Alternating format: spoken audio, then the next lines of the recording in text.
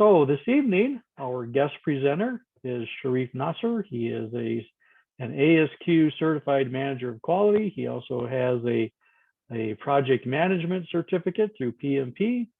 He has a CQP through FCQI, which is the Chartered Quality Institute. He's a fellow of that.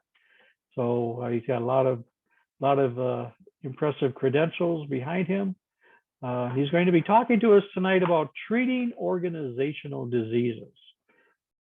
He gave this presentation to the Minnesota Section Quality Conference a year or two ago to high acclaim. And so we asked if Sherif would be willing to present to us here at our monthly program meeting.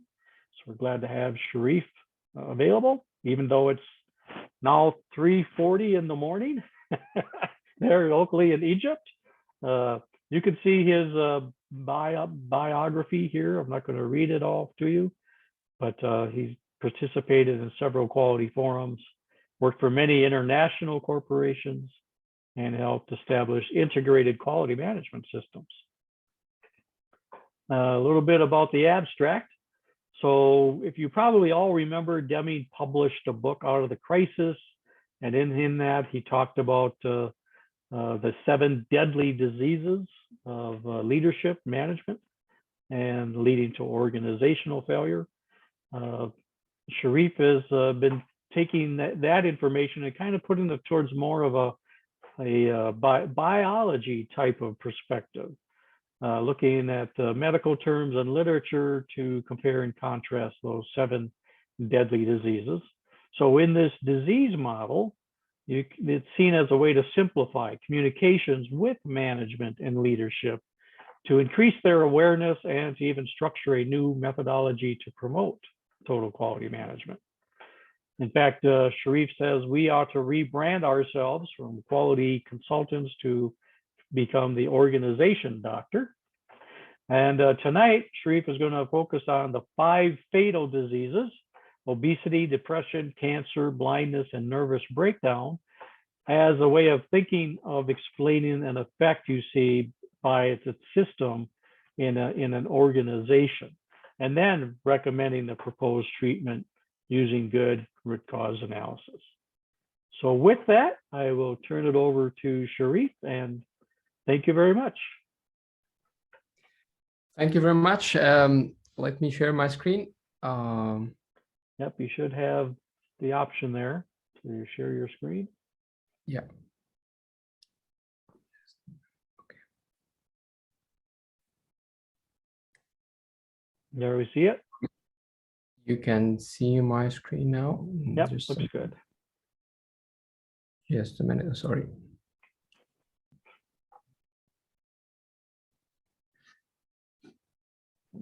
Okay, welcome everyone.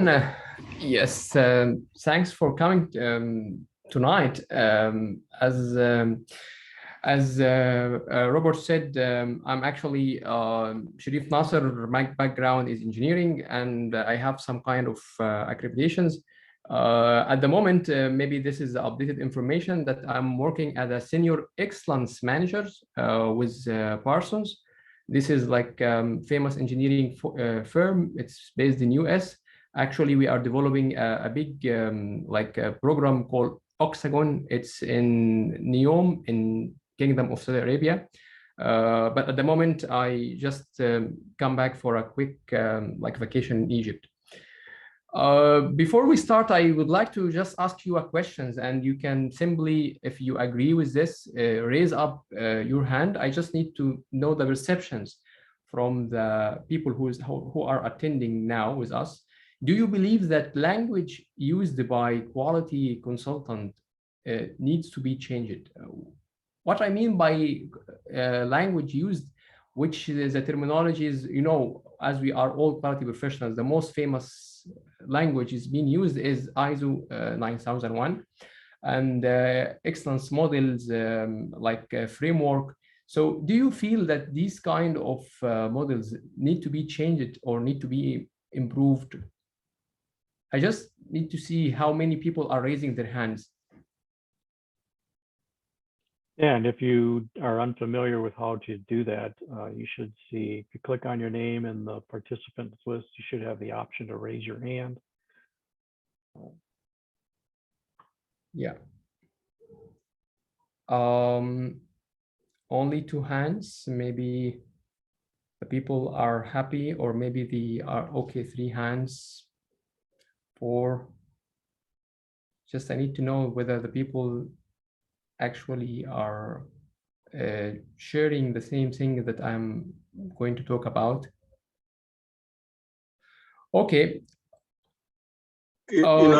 Improved, yes. Changed, no. Yes. Yes. I do agree with you. Yes, definitely we will all agree about improving it.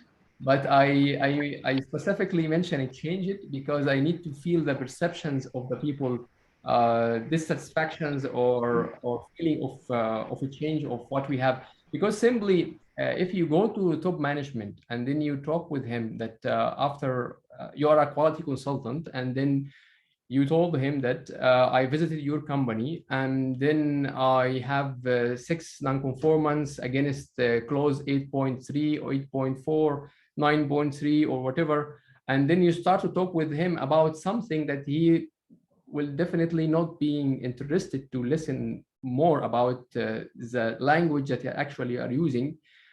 However, if you talk with him in something more simplified, like you told him that we noticed during our visit, like that we have some kind of obesity in the organizations, and we measured the BMI or the InBody for the organizations, and then we found that it's 36.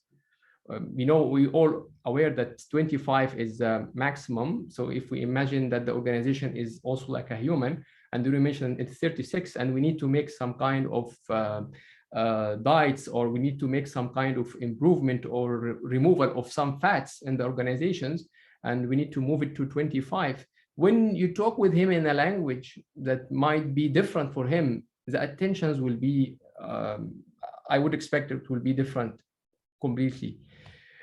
Today, we will have actually 4 sections in our presentations. The purpose of having these questions, we will come to it at the end, why I was actually curious to know the people interested to the language that we use. So we will have some kind of understanding about the treatment process in terms of dealing with the organizations as a patient. And then we talk about the organization anatomy and the immune system for the organizations. And after this, we will go deeply in the 5 deadly diseases, and we will discover what are those, what are the symptoms, what are the treatment that we can do. And last thing is we will go for the disease for the quality consultant themselves. And we will have at the end of the presentations 10 minutes questions for having it. And I think we will have more than this time after the presentations.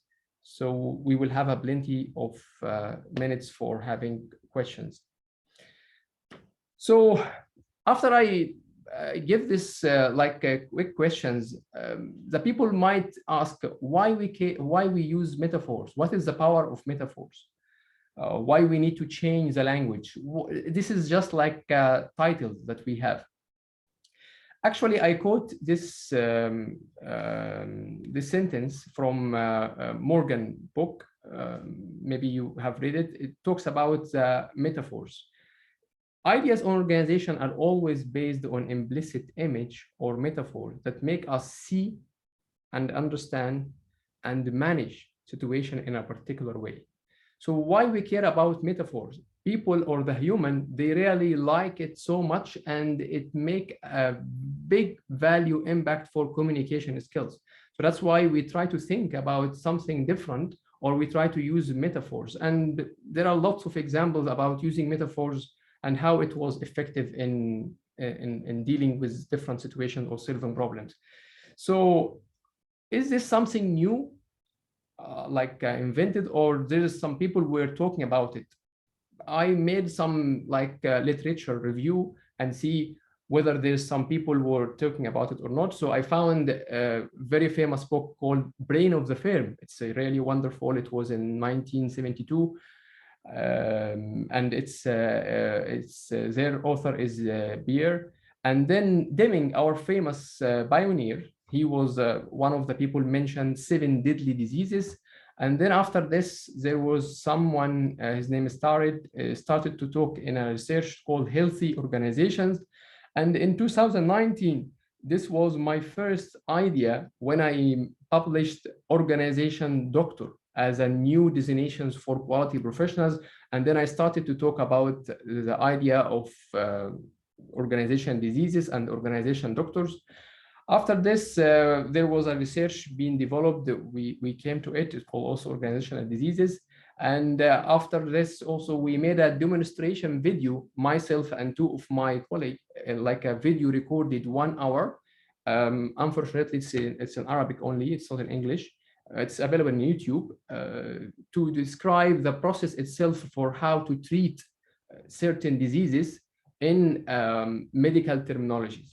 And the end of the day, it was in 2021, it was my presentation in Minnesota, as Robert said, about how to treat organization diseases. And it was like a development for the idea of organization doctor. So we said that metaphor is powerful in communications. We talk about the history for using metaphors. So now let's start to feel what I'm talking about. For you as a human, you need to have a health, good health. So you have like a prevention system in your own life, and you have also a correction systems. What do we mean by a prevention system for you? You eat healthy, you play sports, and you take vaccinations in terms of protecting or enhancing your immune systems. The same also in the organizations. Organizations also need to build a robust systems and also need to have a good food, which we mean good clients or good business. And in some occasions, when there is an unknown or ambiguities in certain markets, they make like a pilot or a test, which is some sort of vaccinations. So this is a prevention system. We have it like an organization. In corrections, when you have some diseases or illness for any reasons, you actually go to the doctors. So he take history taking, and then he started to make differential diagnosis and then diagnose what you have by making some tests and examinations. And then he write for you the prescriptions, and then he make the follow-up or giving you the medicine. For you other organizations, which is, we call it our patients, if you go for a quality consultant, which we hope that the boundary for the quality consultant competency to be more wider than only looking for a specific area, he will be able to take the history for the organization itself. It's a young organization, it's a newborn, it's a dying organization. And then you start to make some diagnosing by making some auditing and making some sampling, making some interviews with the people and writing some prescriptions, which is, we have it in the findings reports. And then we write the action plan or the improvement plan, that what need to happen in order to improve the organization. So the organization doctor or the quality consultant, as we normally know, is like the internal medicine doctors. He's the first one you go and contact. You ask, you talk with them about all your problems in your organization or for your health. And then he's the one diverting you. He's sending you to this specialized cardio doctor, physician, or this specialized doctor for diseases for eyes or for whatever reasons. So he's the first point of contact because he's the one who has the understanding of the organization system and the organization developments or behavior at the overall.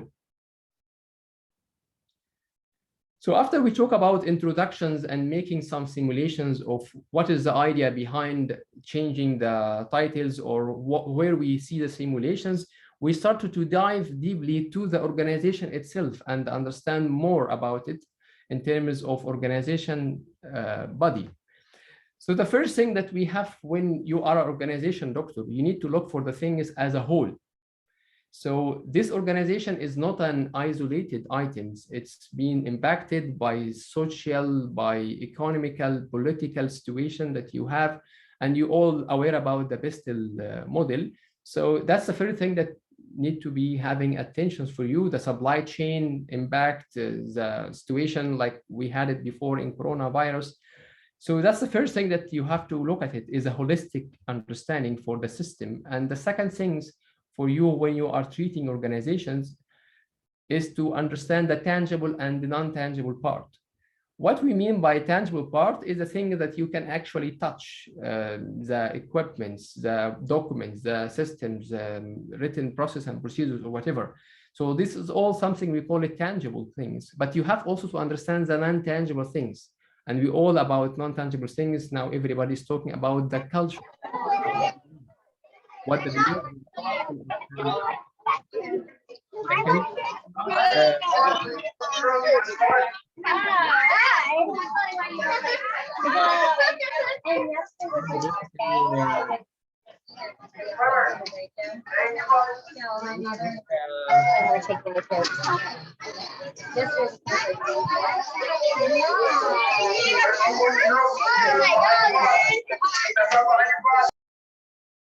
Okay, thank you, Mark.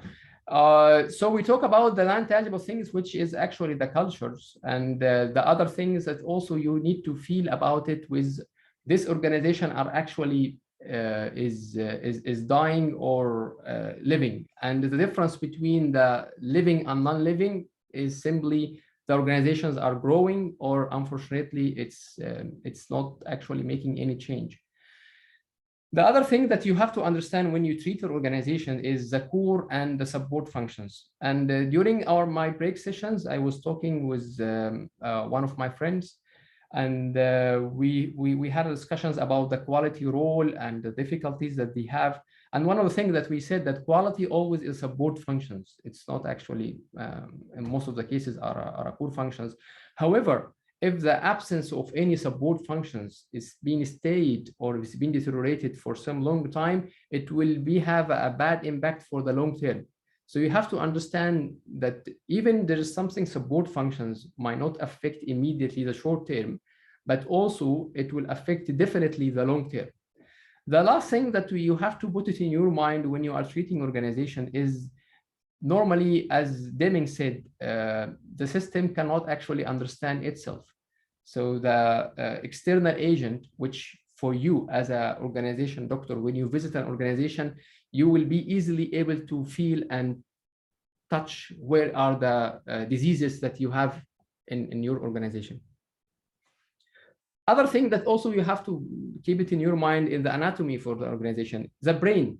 The brain for the organization, it's actually lying in the top management. They are the people who is making the decision. And the second thing is the heart, which is the operation that you have, which we call it the core for your organization. The lung, which is actually the finance people, because they are controlling the cash. Any organization without cash, they cannot breathe, they cannot sustain. Eyes and ears, all these things you can divide it, and you can imagine when you are treating with the organization and divided it in a simplified way that every people can be able to understand and know where their role in the terms of human body. Last thing that we have in this section is the immune system. And maybe this is something not commonly being used. Immune system, we mean if the you know the word objection. This word objections, the people who is actually objecting some occasions or objecting some circumstances in your team, and sometimes you feel annoyed. I myself, I remember one of my personal story. I have two teams. One was like the yes man. He's always yes. He's always agree with me. And the other one who is actually making some objections. The one who was making objections was actually was considered for me the immune that I have in my departments. So the people who is actually objectively speak up, and be able to share their ideas and speak, and not just like a yes man. These are the most valuable people and considered your immune system. And normally we call them the critical few people that you have in organization. So you have to maintain them very well. And when you treat the organization, you have to feel whether there is an immune system in these organizations or their immune system are completely vanished or is completely been out. This is something very important for your also understanding to know the value for it. The last thing that you have to put in your considerations when you are treating organization is the food. And this is like the type of the customers. The first one, which we always say that don't eat them, which is the abused customers. You will have different type of customers. If you are been studying any developments in customer management or customer details, you will be able to know that there is a objective customers, there is an abused customers, there is like a normal customers, and there is so many breakdown. You have to understand that the most one which is dangerous for you is the abused customer. What do you mean by abused customer? That he's a very smart customer who is actually dealing with your taking your service or dealing with your organizations, and he needs something like extras, or he needs something might be illegal, or he needs something because he is a customer, so he is actually trying to give it, or he is unbelievable customer or chronic customers, always being disturbing your system, disturbing your employees. So this kind of people, I'm calling them, it's like a poison. It's destroying your own system. So you have to, if you've been trapped with them, you have to get out of them. And the other thing that which we call it the objective customer, which is a customer who is sharing with you their feedback and their ideas, and trying to be like a partnership with you to improve your own systems. So this kind of food or this objective customer, these are the critical that you really need to focus on it and try to get the most benefit from all their ideas. Now we will dive to the core topic that we have, which is the 5 diseases: obesity, cancer, blindness, depression, nervous breakdown. All are awful diseases. We heard to listen about all of them, but what actually the difference, or what are they are in realities? We will discover now each one of them one by one to know what are the description and symptoms and treatments. The first one is the obesity. Every organization is actually feeling some kind of wastes. You know, the famous downtime acronym for organization wastes, which is being spreaded in a certain extent from an organization to another organizations. So this kind of excess non-value added process that you have, as you know, in some analysis, reach it to 50% of the organization process. This all non-value added is considered like a fat in your organization. So when you describe it by obesity, and then you start to give it in a certain degree, and you have a mission of somebody called waste surveyor, you visualize, you make it quantified, how much amount of waste that we have in our organization. This is completely one of the absent things. When it's been put in a certain criteria or a certain visual figures, the people start to feel that how their organization are actually fat, or how they have like obesity in a certain degree. And the symptoms for this is normally you notice lack of effectiveness, lack of efficiency. You don't actually make a proper profit. You have completely waste functions, and the worst when you actually make a precision in a waste functions, like Peter Drucker said, this is the most painful waste when you make it in a very precise way. So to treat it in a simple ways, same like we have treating ourselves. When you are feeling obesity for you as a human, the first thing that you start to measure, you go and make embody. And this is one of my actually developing researches, is what are the BMI, which I'm calling it similar to the embody, for the organization, how we can calculate it and then give it in a certain measure and benchmark, and start to put this one as a new tool for quality instead of the normal quality or the cost of quality report or waste report that we always get to use to have it. When we have something like this simple ways and this simple terminologies, the people in the whole organization start to being engaged and starting to work to have their organization more lean and more smart. The second disease is it's which we call it like a cancer.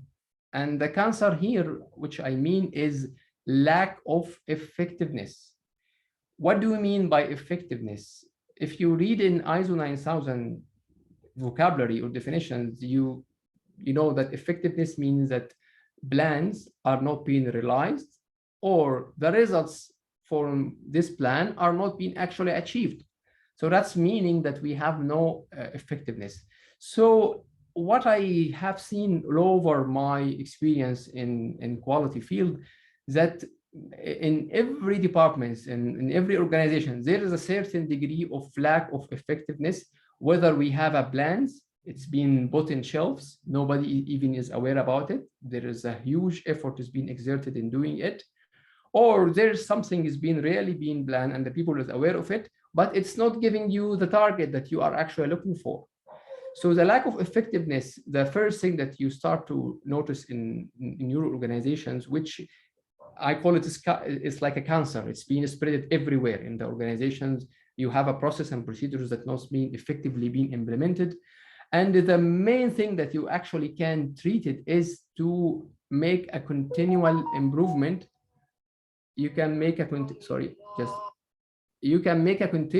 improvement for your own process. I remember when I had discussions with my early managers, his name is Roger Jamwell. He was actually talking with me about quality assurance, and I was telling him that quality assurance, this was maybe discussions maybe more than 12 or 13 years ago. And then the answer for me was a shock. He told me, Sherif, there is nothing called quality assurance. We cannot assure anything in the organization or the system. What we can only do is we continually improve our process and procedures. This is the thing that we have in our hand. But to assure something which you are certain, it's not actually feasible. But now even the term is quality assurance is still being widely used. But nowadays in the terminologies for ISO 9000, they call it now quality management, and they consider quality assurance as part of it. So the disaster that we have in cancer, when it reaches to the auditing functions, which I call it is like your cancer has reached to the brain. Because normally auditing functions, which is one of the helpful tools for quality professionals are doing by auditing and reflecting what is happening, if this function itself is being also not effective, it's not being done in a proper, it's not being done as per the guidelines, then this cancer has reached to the brain for the firm. And the top management will not be even aware about the things. So this is the first thing that when you treat organizations, go to it to know the extent of the cancer spread in your organization. It reaches to the brain, which is the audit function as examples, or it's only been isolated and limited in a certain departments or certain area. The third disease is blindness. This is one of the things that unfortunately we have it in some undeveloped countries, or where we have some monopoly. I do remember a story for one person in a conference in 2015, when he was talking about the developments for his country. And he said that we take 5 years to convince the government. He was talking about the excellent journey that we have that they have it in their countries. And he said that don't think that we became to what we have now for just like in 1 or 2 years. He said that 5 years to convince our government sections that they are not the customers. The people in the public, they are their customers. You imagine the mentality shift that they have. The people, they were completely blind to the extent that they don't see the customer at all. They see themselves as a government, as the customers, because government are normally a monopoly things or monopoly based. So if you don't have a proper excellence models, or you don't have a proper healthy or ecosystem that you have in your organizations, the situations will be complete blindness. So the blindness is linked directly to the customer focus. When you don't see your customers, you don't see it even by not having the right category or the right segments. This is also some kind of degree of blindness.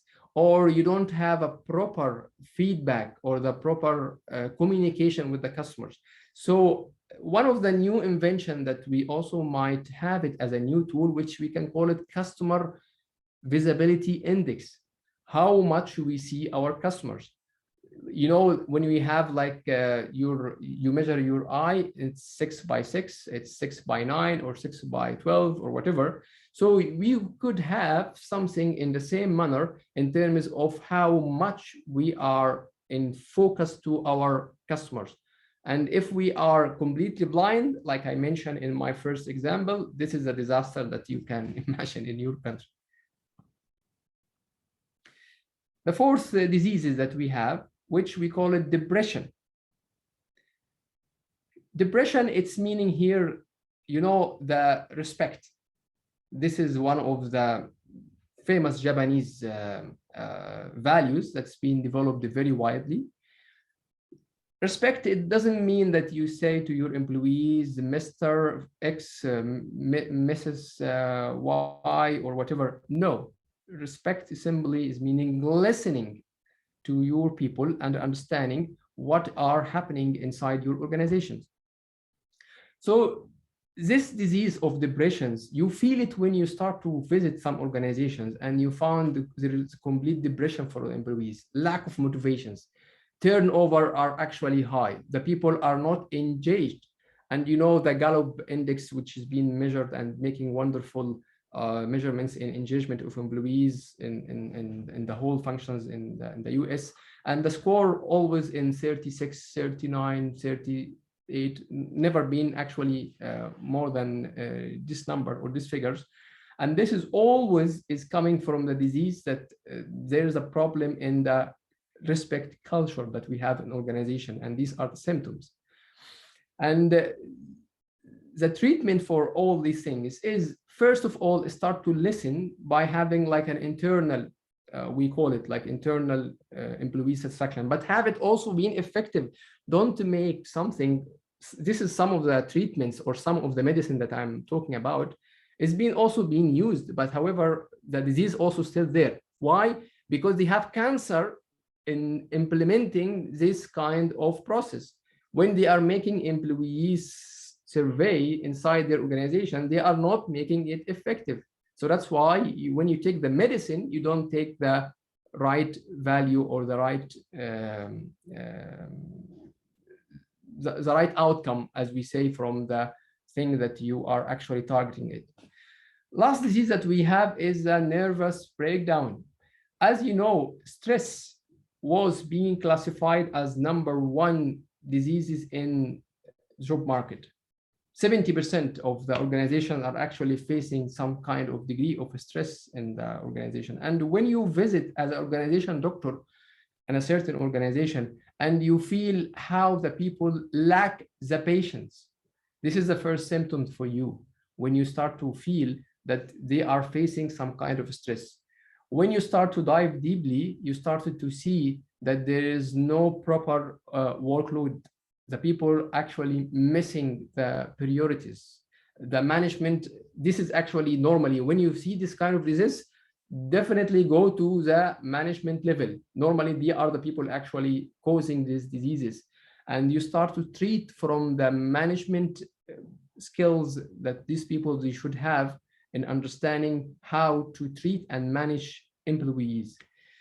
So the situations would be reached to a nervous breakdown, which is a worst case, which when you go as a customer to deal with these organizations, you will find that people is even reaching to insulting you. So the people were not completely blasting in front of your face. When you go, you feel the people are actually completely fighting with each other. There is no proper teamwork buildings inside these organizations. And all these kind of diseases that actually we see in the daily life. So we talk about 5 diseases. These diseases were all about, we talk about obesity, which we mean is excess amount of waste. We talk about the cancer, which we call it like the lack of effectiveness. We talk about blindness, which you are missing the customer focus. And we talk about depressions, lack of respect, and nervous breakdown, which is the stress that you have in organization. The thing that we have here in this slide is they are actually all interrelated together. So when you have some kind of you have some kind of excess wastes, that automatically you will start to feel there is some kind of lack of effectiveness, because there is no continual improvement is happening, and there is no minimize and focus to eliminate this kind of waste. And also you will find automatically that the customers are not being put in focus, and there's a problem in customer feedback, or because normally the customers are not happy to pay for the non-value added. And automatically this will move you to the other diseases, which is depressions, and then the nervous breakdown. And all these things actually comes from something which unfortunately few of quality professionals are paying attention, is the science of change management. If you need really to be a quality professional, you need to deeply dive in the change management. Because I do remember also one question I have asked my mentor, David Hawley. He's the author of ISO 9000. And I asked him that if I need to remove the quality word from the quality management, what would be the best word to be fit in it? And his answer was change management. So quality management is a change management, because the people tend to be in their comfort zone. They don't actually, they don't motivate by themselves. They need somebody actually to motivate them. That's why the management techniques and motivation theories and all the things that we are actually studying are very important in this aspects. So the core is change management philosophy, and focus in making the things in some kind of continual developments, because the difference between the living and non-living, always remember, is grow. The non-living is not grow. The living is actually growing. The last topic that we have in our section today is the disease for the quality consultant or the organization doctor himself. So let's see what are his diseases. The first thing that actually some people they are facing, they don't talk the language. They always live in their own silo mentalities, in talking in technical terminologies or standard terminologies and all these things. Unfortunately, when you talk to the CEOs, they will never pay anything rather than the money. If you talk with him about the money, that's why one of the wonderful tool is cost of quality, which unfortunately not been widely used in some industries. It's been powerful when you address the quality issues that you have in organizations. And the same also if you are in a project. This is we talk about when you are in a corporate. If you don't take about, if you talk with a project about compliance and conformance, non-conformance, all these things, yes, it's important, but the project manager are only listening for the risk language. So when you address for him, yes, we have a non-compliance, we have an issue in this, and if we did not comply, this risk we might have, this loss we might have, this rework we will encounter, or this loss of money we will have. When he talk with him about risk, and this is one of the good things that's been developed in the latest ISO 9001 2015, is risk-based thinking. Even in your audit, what is the value of writing some nonsense observations in your audit report or audit finding without having a real thing? You pick it up or you raise it up and add value from your audit reports, or add value from your existence in this project, from your experience in the technical compliance and all these things, to identify the risk in your area. So this is something actually some people, they are facing as a disease. I'm calling it, for the quality professional, quality consultant, organization doctor, which is not talking the language. End of the day, when also they write the prescriptions, we talk about the prescription, which is normally written by the physician. He's writing for you the medicine. This kind of prescriptions, unfortunately, it's not being understood because it's not being communicated in the right language. So the problem that we have now is in the right side. This is the organization. They are actually busy. They are moving. They are living with their diseases. And in the right side, there is an organization doctor, which is ourselves, which we are part of the organizations. We have tools, we have techniques, we have expertise, but unfortunately, we don't communicate them in the right language or in a simplified language. And I hope that the new terminologies for organization doctors is being convinced for you, because now we are in a very ever-changing environment. And as you see, the digitalization is moving very fast. Many things have started to be automated. And if you didn't start to revisit your competency framework as a quality professional or as an organization doctor, and start to see what I need to have for my competency to be really an organization doctor, to understand the organization behavior, to understand the change management, to understand the money language, the risk language, the psychology language. This is put it underline. I started to see in some kind of discussion groups and in some many professional meetings that the people, they started to think that what kind of psychology competency that might be enforced to be for anyone working in the quality professional, because they are actually dealing with people, and people, they are the most important factors in any organization success. So if you don't understand their psychology, this is something to, not you will be like a professional or you have a degree, but you need to have some basics in understanding the psychological part.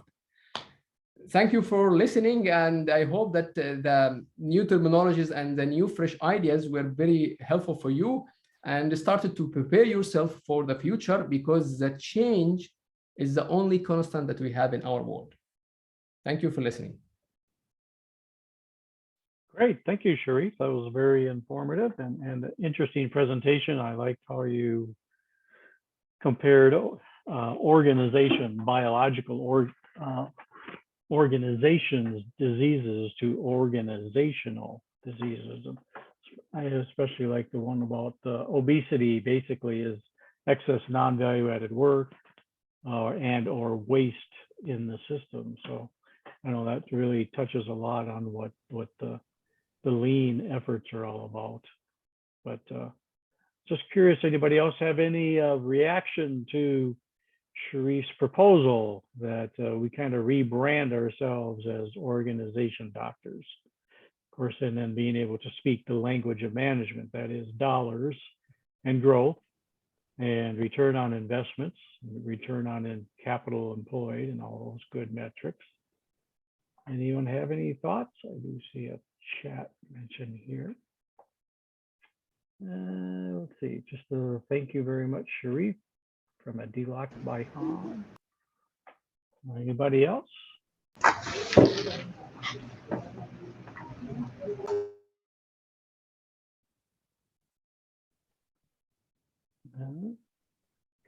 Thanks, great presentation.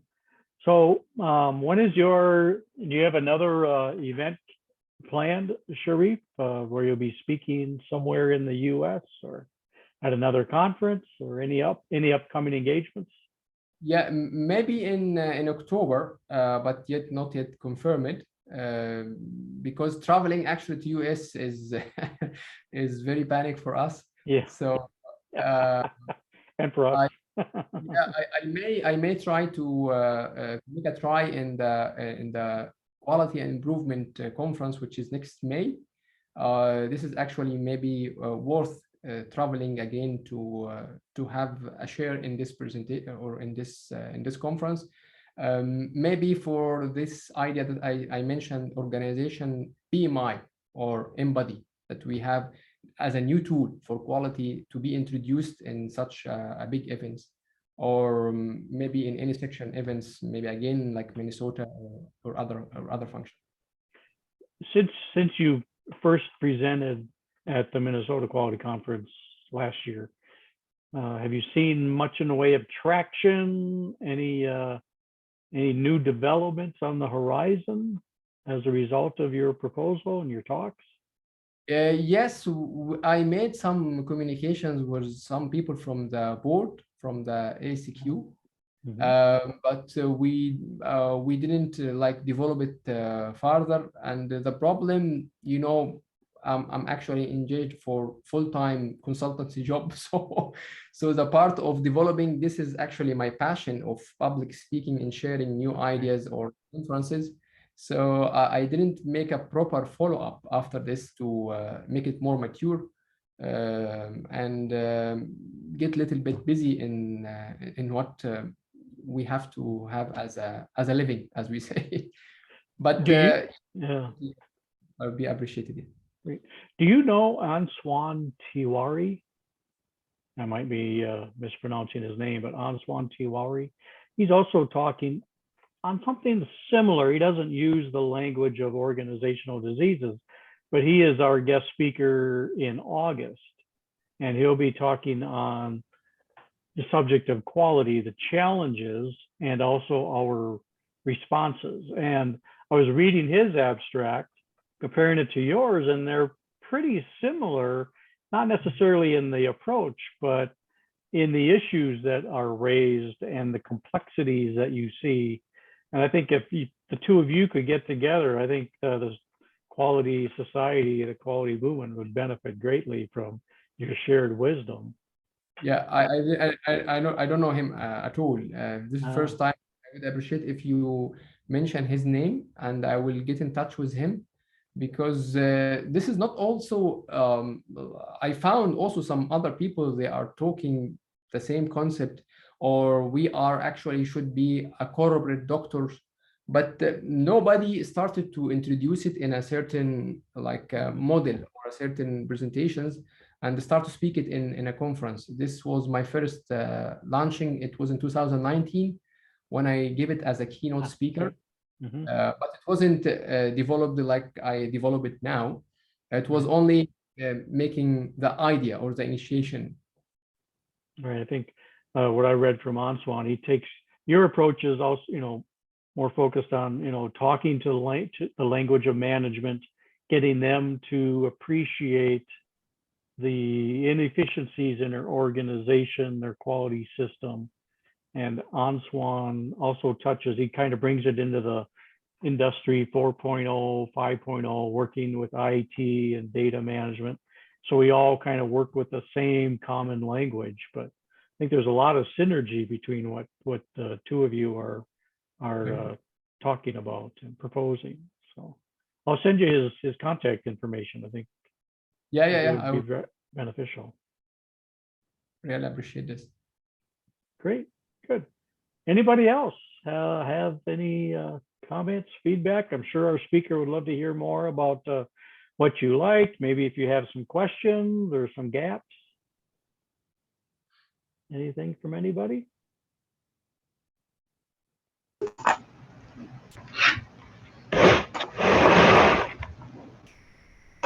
I see Guy Leck has unmuted. Hello. Yeah. Yeah. First of all, I would like to really thank you. This is a lovely presentation, and for me, it was really enlightening and very added value. I like the terminology how you use it. I normally, when I'm describing as well the quality, I use the terminology metaphoric way, from the kitchen woman way, let's say. And I like the link with the health. It's make more sense. It simplifies.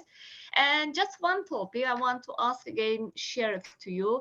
and psychology knowledge. I am 100% agree with you. It's so important because our main customer is the people. So you really need to understand the people's psychology. So what is your advice as a quality expert to get training, or how we can improve ourselves in a personal level? Yeah, there is one fantastic program called Organizational Psychologist. This is like a master degree. If you need to develop yourself in terms of being well aware, this I think it runs in maybe US or in Canada. I can share with you some information about these universities. This is a full program, and the organization psychologist. This is something similar to organization doctor, but the difference is it's more focused on the psychological part. They don't touch the organization management system part. They know nothing about the codes and standard that we actually and the language that we are using. They only talk about how to understand the organization behavior and the people working in the organization or in the context like you have from an organization to another one. So this would be my first advice if you need long term. If you need it in short term, there is lots of soft skills like programs in LinkedIn platforms, in soft skills platform, in Harvard universities. They are actually reinforcing more like motivational theories and the other thing that you need to know about in a simple basic terminologies for psychology. Oh, thank you very much. If you can share the link with me, I will be very appreciated. So it was my childhood dream become a doctor, then I become an engineer. So I think I will achieve my dream as well. Engineer doctor.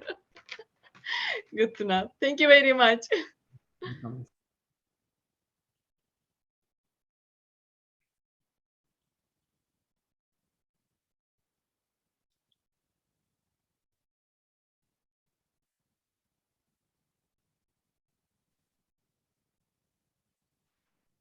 You're muted, Bob.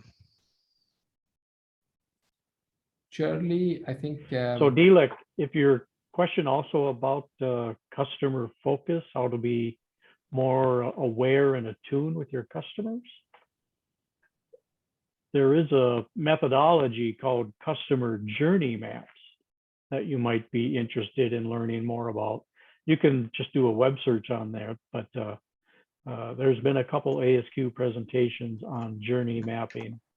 And then also I gave a presentation, a couple years ago on how to translate that fuzzy voice of the customer, or to actually translate those fuzzy, feely, soft terms into more technical terms. Because if you're going to build a product or a service, you need to know at a technical level how to deliver those features that are going to then deliver what customers expect as a result of their fuzzy terminology. So like, for example, you want something that's safe. Well, what does safe mean to the customer? Does it mean more restraints like seatbelts, shoulder harnesses, or does it mean more in a way of audits and inspections? Does it mean more aesthetics, like, well, it just looks like a safe device because it's freshly painted, it's new, it's well maintained? There are multiple measures of safety, but unless you know exactly what your customers are expecting as a result of safety, you may over design your product but under deliver. And so there's a technique about translating that fuzzy voice to technical terms, and it involves a tool called QFD, quality function deployment. But then there's also this customer journey mapping that I was talking about. It identifies what customers expect throughout that whole supply chain of when they first become aware that you or your company even exists. How do they do that? And then how are you portraying your company to the customer? So that's like that awareness stage. And then once they become aware of your company, then they go to the next level and they make decisions on whether they're going to purchase from you or not, based on certain criteria. Well, how much do you know about that purchasing process and what they're looking for? And then when it comes time to actually purchase your product or service, what are they looking for? What are the sources that are they going to do Google searches? Are they going to look for information on your website about the product, description, features, pricing? And it takes all the way through from, again, awareness to after the sale. So what does your customer expect after the sale? Do they have some types of warranty, customer service? Do they expect some type of ongoing dialogue, reaching out to you via social media platforms? So that's an entire journey looking at your customer all along that value chain and making sure that your organization have the tools, have the presence on each of those different paths of that journey. So it's another very good tool to be aware of who are your customers and what are they looking for. Because you have some customers who are very internet savvy, and that's where they're going to go to. You have other customers who maybe depend on word of mouth. So do you have a social media presence? Maybe you have customers who just prefer to identify from the competition or other sources out there. Well, who are the people that are even in the market and how they become aware of you? Is it just due to chance, or do you have a strong presence? So that journey mapping tool is a very, very good tool to learn more about customer and customer behaviors. Thank you very much sharing this one. Sure. I noted this one. Definitely I will have a look. Yeah. Thank you. Good. Anybody else have any comments, questions for Sherif? I do have a question for Sherif. Thank you so much for the presentation. It was very good. So I'm wondering if you have been able to use this in a company. Have you done any management engagements where you go and visit a company or in any industry and you've used this, and what was the response that you received? Yes, this is a very good question that even I have been asked this questions before. I do have it, and the difference is depends on the maturity of the top management. I received one negative like feedback, the top management was saying, no, my organization is fit, no, nothing like what you are talking, you are exaggerating, this kind of language of fear. Risk management was like was expected that we have, and to have such kind of response, because they are not actually knowing how to be a real leader or how to understand their quality, their management system for their organizations. I learned from these negative thoughts is how to approach it in a more slight and more polite way, or smooth way, as we say it, and not to directly like impact with what I am proposing. When I talk in this organization, I start to talk cancer, nervous breakdown, depression, awful things. The people didn't actually like to have it, but this is because I need to make like ring a bell for the whole people. Like, yes, we can do something different. But when you start to implement it, you don't actually go directly to the top management and then have this direct conversation. You start to talk it among the people. You start to have it some kind of like a widespread terminology among the organization till they get used to have this kind of obesity. Oh, our departments is fat, or our organization is fat, and we need to work on it.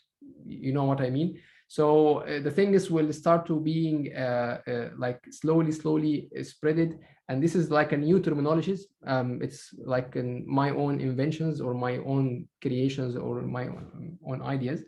So it needs some times. However, I found more positive and more engaged response from the team members among the organization more than the top management, because of the some politics that they have, and some kind of complex complex scenarios that would be harming them if they started to spread that they have these diseases, and nobody would like to admit like I have these problems. Everybody try to say that, oh no, we are fit, we are fine, no problem. Thank you. So the conclusion, don't use it directly with the top management. Don't repeat the same mistake that I have it in terms of giving it a bunch of attack.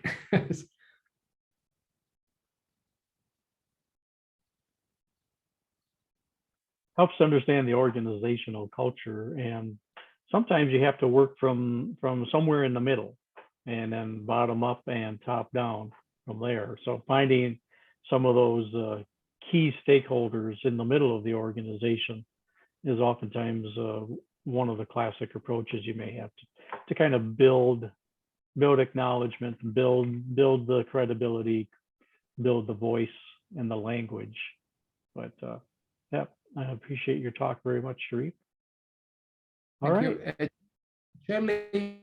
Actually, Hunter, I think she's raising, I don't know whether she needs to ask questions, probably, or anybody else have a it's question? fine.